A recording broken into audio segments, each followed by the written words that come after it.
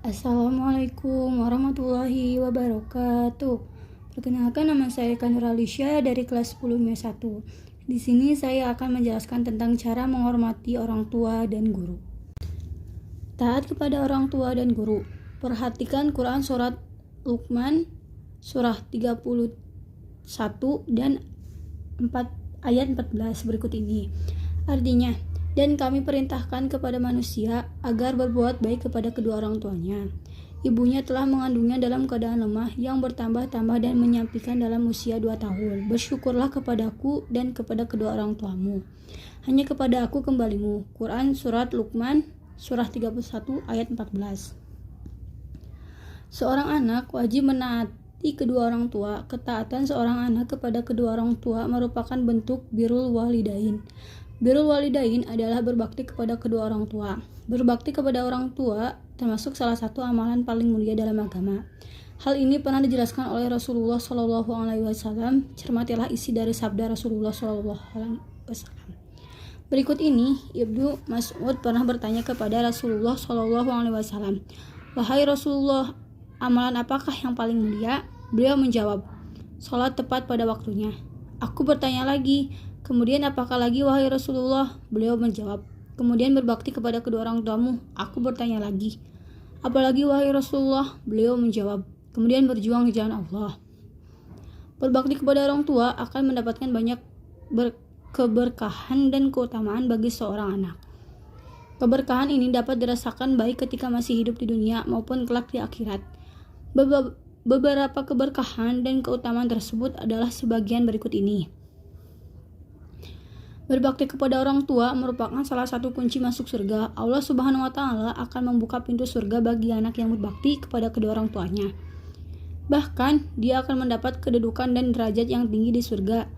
Hal ini dikarenakan ridho Allah Subhanahu wa Ta'ala bergantung dari ridho orang tua.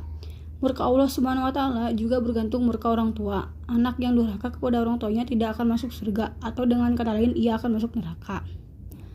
Berbakti kepada orang tua merupakan bagian dari berjuang di jalan Allah Subhanahu wa Ta'ala. Berjuang di jalan Allah memiliki nilai pahala yang sangat besar di sisi Allah Subhanahu wa Ta'ala. Seorang anak yang ikhlas berbakti kepada kedua orang tuanya akan mendapat pahala sangat besar dari Allah. Berbakti dan menghormati orang tua dapat menebus dosa-dosa besar. Dosa-dosa yang pernah dilakukan seorang anak akan mendapat ampunan dari Allah Subhanahu wa Ta'ala disebabkan ia berbakti kepada kedua orang tuanya. Ampunan Allah Subhanahu wa Ta'ala merupakan karunia sangat berharga bagi seorang manusia. Sebab ampunan Allah Subhanahu wa Ta'ala akan menjadikan hidup kita tenang dan bahagia, baik di dunia maupun di akhirat. Bentuk berbakti kepada kedua orang tua beragam, di antaranya dengan menaati perintah mereka. Sikap terbaik seorang anak ketika dimintai tolong orang tuanya adalah segera melaksanakan dengan senang hati dan tak mengharapkan imbalan. Di samping berbakti kepada orang tua, kita harus taat kepada guru sebagaimana wajib hukumnya mematuhi kedua orang tua. Wajib pula mematuhi perintah para guru selama tidak bertentangan dengan syariat agama Islam.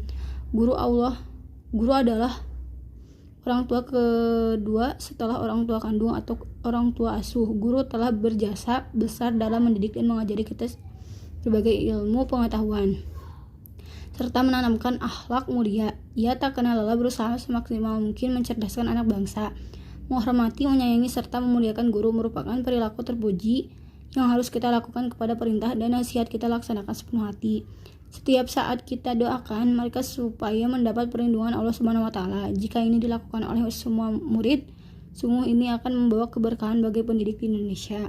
Guru telah berjasa melestarikan dan menyampaikan ajaran Islam sehingga kita memiliki akidah yang lurus serta memahami antara yang hak dan batil. Rasulullah SAW memerintahkan umat Islam untuk menghormati dan menaati guru.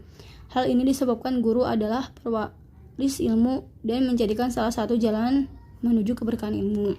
Ilmu yang berkah adalah ilmu yang dimanfaatkan dan diamalkan dalam kehidupan sehari-hari. Seorang murid dilarang meremehkan dan merendahkan gurunya. Rasulullah SAW telah mengingatkan kita semua agar tidak merendahkan seorang guru. Perhatikan hadis berikut ini.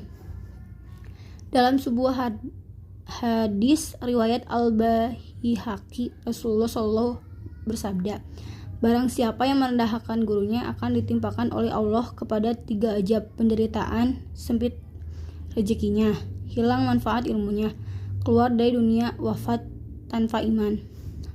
Sabda Rasulullah SAW tersebut menegaskan bahwa kamu dilarang merendahkan apalagi menghina atau mencela guru, baik secara langsung maupun tidak langsung. Sikap ini harus dipegang sungguh-sungguh, sebab bisa jadi suatu saat kamu lebih pintar dari guru-gurumu. Meskipun demikian, kamu harus tetap rendah hati dan menghormatinya, karena pada hakikatnya kepandaianmu kamu saat ini adalah berkat didikan guru-guru kamu dahulu. Merendahkan guru merupakan sikap tercela dan menjadi cerminan bahwa yang bersangkutan tidak memiliki rasa terima kasih kepada guru. Sekian dari saya. Wassalamualaikum warahmatullahi wabarakatuh.